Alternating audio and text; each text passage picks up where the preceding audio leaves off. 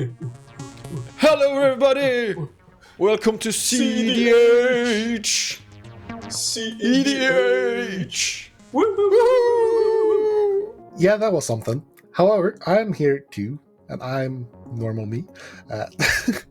I'm trying Teval again. Hopefully this time I will not consult turn 1 and just die, and show off what this deck can do in any respect at all. As long as it does anything, I'm happy and I can drop it, but since I just died, multi 3 and die isn't that good of a showing, so let's try it again. It's your Sultai Stormy thing. I can't run NAS because it really hurts within this deck, but we can cheat some costs maybe. So Appearance Abyss maybe. We'll see where we go. I am back playing what I call Flamplebird, or the King of Crotch Camps, Soul Cauldron Walking Ballista combo with Nixilis, which is interesting. I haven't tried that one before. So let's kill Pontus. I'm playing Big Dino. This is Etali, Gruul. The basic concept is cast Etali, flip into Molten Duplication, Twin Flame. Basically, oh here's another one. Cursed Mirror, basically copying Etali, hopefully has gained enough value that you hopefully win the first time you cast it. That isn't always the case. Sometimes you need to go through some hoops, but you're stealing so much cards from your opponents that you're usually gaining something that leads into a cool victory. Hi everyone, I am here to win maybe this time. I've been losing a lot on cEDH TV. I feel like really annoyed at the fact that I keep losing, so I'm gonna cheat and I'm gonna try to play a good deck instead of a terrible deck. This is an incredibly normal Bluefarm deck. If you see any card that's not usually in Bluefarm, probably just saw the wrong card. Normal amount of extra turn spells, normal amount of Yawgmoth's Will, normal amount of Orcish Bowmaster, the One Ring in this deck. Completely normal deck.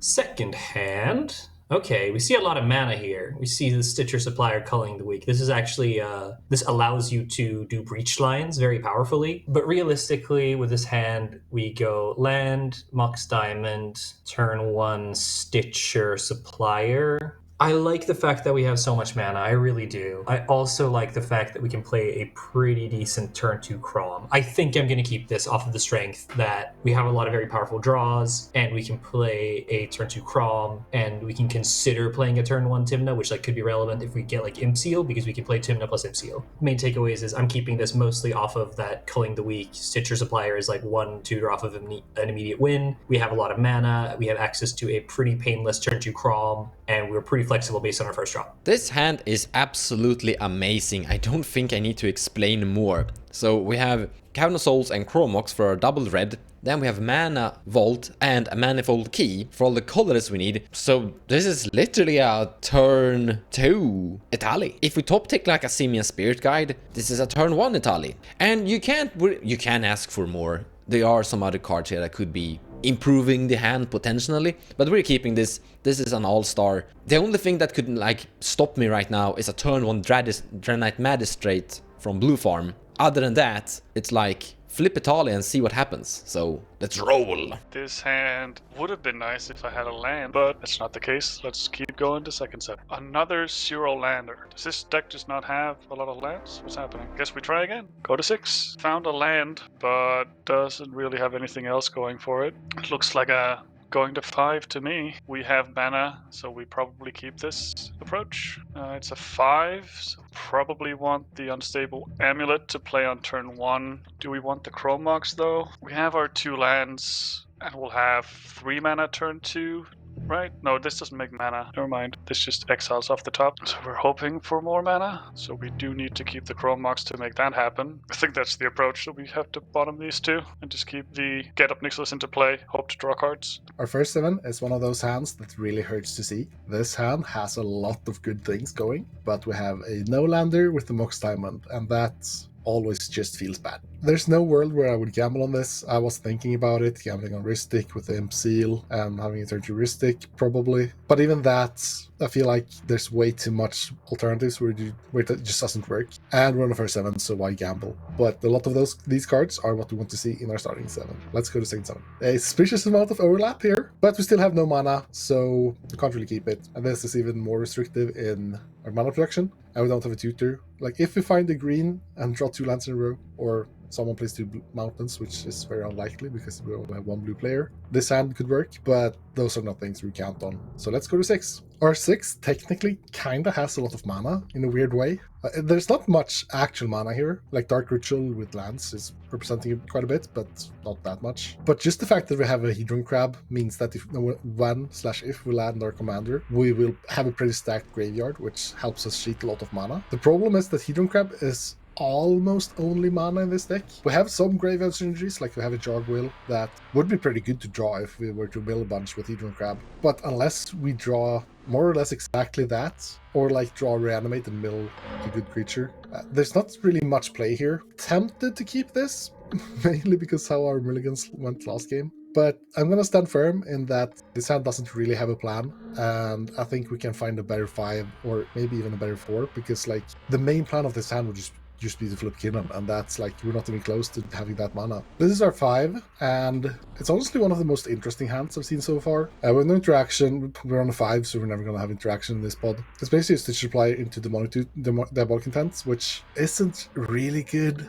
but at least it's a game plan. There's a world where we do something like Diabolic Intent for LED, turn 3, Praetor's Grasp a Breach, and then we have Stitcher Supplier, Diabolic Intent, Find Calling the Weak, and Storm of a Breach. And I think that's enough of a game plan for me to keep this hand. Good luck, everyone. I'll draw a card for turn. Okay, gang. Wow. We have access to a lot of mana. We get to play this Stitcher Supplier turn 1. Then we sack it, and we have 4 mana. Then we can play Mox Diamond, and then we can use our Mox Diamond to play a Rite of Flame, and then we have 5 mana. Then we can play a Tainted Pact, and we have enough mana to, like, land. If we don't play the Rite of Flame especially, we can land at the very least a turn 1 risk stake. But, like, we have almost all the pieces we need, just because, like, calling plus Stitcher is a breach win. So we can almost certainly just Tainted Pact here for a fascinating turn 1 breach win. I'm certainly going to go for it. Wow. That is exactly the top deck we needed. I'm going to start my very normal first turn. I'm going to play a Mana Confluence. Then I'm going to play a Mox Diamond. I'm going to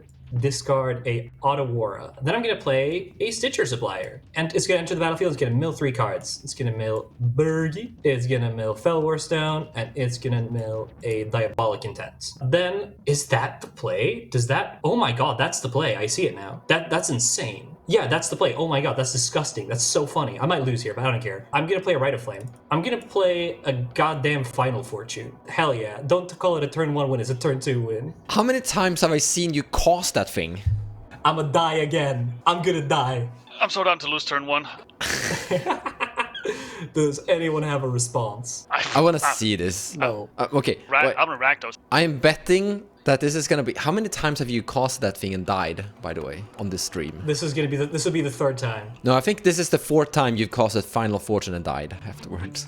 If you're afraid to lose, you'll never win. All right, I will go to my next turn. I had to draw a card.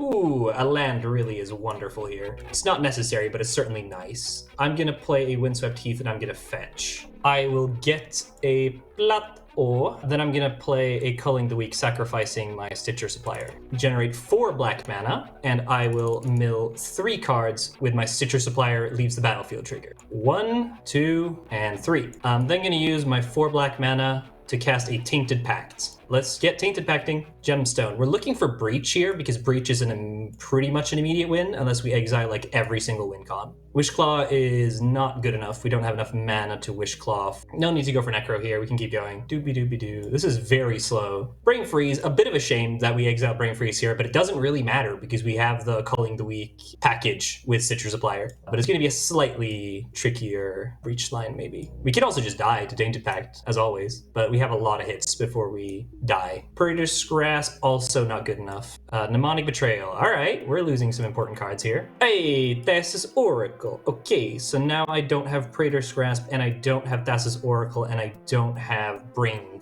Freeze? We have never had this problem before. I still... How unfortunate. No Mnemonic, no Brain Freeze. That's really tricky. I'm gonna keep going, but I think that really does complicate things severely, that I've exiled like all of my normal win cons. I'm cursed to never win. There it is! Oh, yeah. Whoa! I'm gonna play an Underworld Breach. So usually from here we can just like chain Stitcher into Culling the Weak to it like nets us mana and it lets us see new cards in our graveyard. It's unfortunate. Sometimes you get owned. It's like every single time you're on YouTube, but hey, here's the thing. Here's the big thing. I want y'all to think about this. Final Fortune is the best card. There's no difference between you dying to Final Fortune and you losing the game because someone played an Etali and then it like won the game. It's the exact same thing. And some of y'all live in fear. And I want you to not live in fear. I want you to feel good dying to Final Fortune because it's the best way to go. I'm gonna pass my turn and I'll see you guys in the next video. So now my deck got a lot worse, losing a player, but I don't know. Let's draw a card. Let's do Cavern of Souls, naming dinosaurs. Then we're gonna cast a Chromox, imprinting a Magus of the Moon. Then we're gonna tap this for a Mana Vault. And then I'm gonna tap the Cavern of Souls for a Colorless. For a Manifold Key. From here I pass. I also get to play the game now. Nice. I'm gonna draw a card. That's not a great card. I'm gonna play a Marshlands and pass. Go to my turn. Here we can also really see the dichotomy of the top players and the bottom players. Monster's turn would be freaking insane. And then here we have me being the budget Felix. We're playing a land, fetching, finding a Bayou, casting a Stitcher Supplier, having me to be, milling, Vamp Tutor, Arcane Signet, Kinnan. But unlike Felix, I'm just gonna pass. That sounds very healthy. I'm gonna go to my turn. I'm gonna roar like a dinosaur. I'm gonna tap this one for red, tap this one for red, colorless, and then untap this and tap this again for an Etali. Mental Misplay would be so proud right now. I'm doing this for you, Alan. So, Felix needs to improve on his luck. This is how you do it. You just naturally flip into a Electro Dominance together with a dual custom mage from Snuske. Thank you so much, Snuske, for playing good cards that I like. So, how this is going to work is that we're gonna have dual custom mage resolve first, while my Electro Dominance is still on the stack, targeting my Etali. The ETB is gonna make a copy of the Electro Duplicate, and from that point I will have infinite dual caster mages. And turn 2 win! That's not so hard! It could have been me. It could have been me! I needed to not get like extremely unlucky. I could have like Praetor's Grasp last card, I would have solved it. But like, nah, just flip just went from different players and 2-card combo. That's it's like crazy. I said in the beginning of the video. Just cast Etali and flip into the win con. I'm not even phased by this. I'm so used to seeing Team Necron players kill themselves. You know what they say? Better lucky than good. Isn't this like the 3rd time in a row, or 2nd time at least, that you flip instant win from Etali once? I don't think... I feel like this has happened several times before. You might be correct. You might be correct. But I'm not certain. Yeah, just luck diff. Like the hits are pretty good though. Like these are some common cards that do exist. Yeah, this was fast. Let's go again. Right? Do I see that I'm starting player now? Good improvements. Like I said, better lucky than good. So I'm gonna start with drawing a card. We're gonna do Arid Misa, fetching a Taiga, and then casting a Mox Diamond, pitching Misty Rainforest, 2 mana, for a Goblin Archomancer, which is green-red. Each spell that you cast that's red or green costs 1 less to cast, which is gonna help my Etali's casting cost. Passing turn. Chat, is that a good top deck, chat? Chat, is that a good top deck? Let's find out. Misty Rainforest. I'm gonna get an Underground Sea. I'm gonna cast a Soul Ring with my Underground Sea. I'm gonna cast an Arcane Signet with my Soul Ring. I'm gonna cast a Fish with my Arcane Signet. I'll pass the turn. Go to my turn. It's not really the same level, but it's something. I'll play Exotic Orchard, land of turn, and instead of all that extra, just tapping for a fish, not paying for fish. And then I pass. Alright, fish players rejoice. I'm gonna draw a card. Play a Luxury Suite. Cast a Chromox. You can draw. Get rid of a Jessica's Will. I'm gonna tap 2. Cast a Felwar Stone. Cast a Lion's Eye Diamond. Cast up Nixilis. Discarding my hand. Discarding Culling and Gamble. Pass. Damn, that's pretty good. Draw a card. On the other hand, I had a pretty good game last game. Ancient Tomb. I'm gonna punch with my Goblin Archaeomancer at Felix and then passing the turn. Punch by Goblin Archaeomancer. I'm like, damn it. Damn, my Goblin Archaeomancer really packed a punch there. I will pay for my fish in my then I'll draw a card. So this is a complete win. Cast Jeska's Will, and then with Jeska's Will, I can very easily cast Harnfell, the backside of Bergi. At that point, I have like 10 quintillion mana. I have a Tainted Pact to like tutor if I have to. I can discard like my whole hand. I am like super, super strong to win here. But there is a fish, and Pontus is the only blue player. So he's the only person I have to worry about, which means I feel fairly certain if I just cast like Tymna here and then have a Fierce Guardianship for my next turn, I can take the same win line, but I'll probably be just as strong, if not stronger, because every single time I draw a counterspell, like every single time I draw a card and Pontus draws a card, we have like an equal chance to draw a counterspell. So just being up a counterspell here, I think it's better to play Tymna. You could, however, make the case that I can just kind of tap out and go for the win, because if I don't make it, I have a fish to fall back on, which is pretty cool. But so yeah, I am gonna play the Tymna, but you know, we do have a full win here. I'm just trying to get my Fierce Guardianship to be live. I'm gonna play a Exotic Orchard. Then I'm gonna cast a Tymna, floating a colorless mana. Then I'm going to go to cleanup, and I am going to discard. I think I'm fairly safe to discard this Otawara, and then pass. Go to my turn. Untap, upkeep, pay for fish, draw for turn. Playing this Verdant Catacombs, fetching, not stringing on Nixilis. That's a final fortune. Oh! I highly recommend casting that one. Yeah, with Yeah, no yeah. cards in hand, that sounds great. Final Fortune. And with my land, I'll tap it to cast a Mana Vault, not paying for fish. And with that, I'll pass my turn. Clean up discarding my land. Go for it. Draw a card. Hey, that's a castable card. This Final Fortune can go away for eternity. Am I actually casting this? I don't want to draw you guys cards. I'm gonna move to combat. Yo, Felix, Yeah. take 5. Please, please don't hurt me. Jesus. Oh, man, you guys are killing me over here. Yeah, you got hit by the crotch can. I'll pass.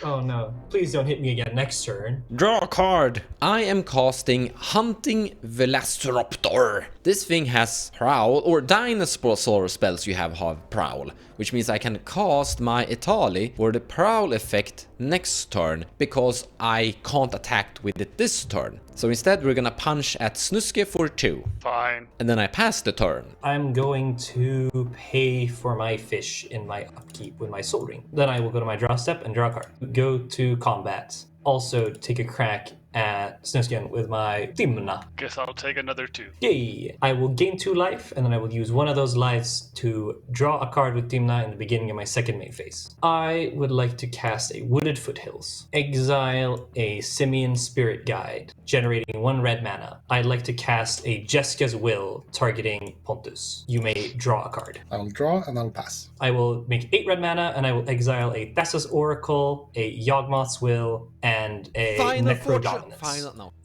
You were gonna cast the Final Fortune if you flipped into it, correct? I mean, your only hope at this point is that I kill myself. Certainly. It seems to be a working strategy for me. Okay, I'm gonna cast I'm sorry. a Hornfell. No, that's super fair. I deserve it. I'll cast a Hornfell with my red mana, going down to 3 red mana. You get to draw. I sadly have to pass. We're gonna discard this Necropotence. I'm gonna make a little pile over here. I'll put it a little lower down so it's easier for you guys to see. We get a Fellwar Stone, and we get a Gemstone. I'm gonna discard a Born Upon a Wind for a Flusterstorm and a Swords to Plowshares. I am going to discard a Chrome Mox. I think I'm good with that. A Wishclaw is pretty good. A Rite of Flame. I'm going to cast the Rite of Flame. Yes, you may draw. I will cast... Yes, I'll lower stone. You may draw. And then I'll cast a Lotus Petal. You may draw. Cast a Thassa's Oracle. I will play a Tainted Pact. You may draw. My last card. Draw your last pathetic card, Yugi. It was actually pretty pathetic. I pass. No, Pontus, we need you.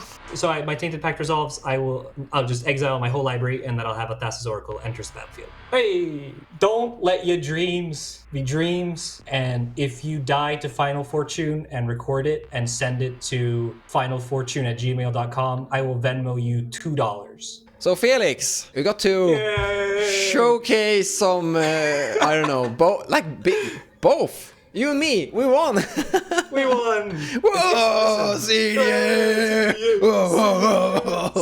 CDH. Look at these two guys. That's why they're losing, right? They don't have the winner mentality. Exactly. Oh, I mean, we can go back. We can go back and look at win rates on the channel, right? Oh! Negative 65,000% win rate whenever I'm on cam. Damn. Oh, I guess the only way we can settle this is to meet at the European Championship. I thought you were gonna say the only way we can settle this is meet out in the street. Yeah, I'd lose that. Rhetoric, you and me, now. In any case, these were some very fast 2 matches, and I don't know what we learned. What's the takeaway from this is luck is good, I guess. Well, the second game wasn't all luck. No. To be fair, that's just fish is good. Playing good decks is good. I mean, I felt unlucky the second game. Yeah. Whatever you lose is because you were unlucky. Exactly. Never forget. Exactly. Yeah. Never your own fault. Never playing the bad Never, deck. never, never. See you guys in the next week.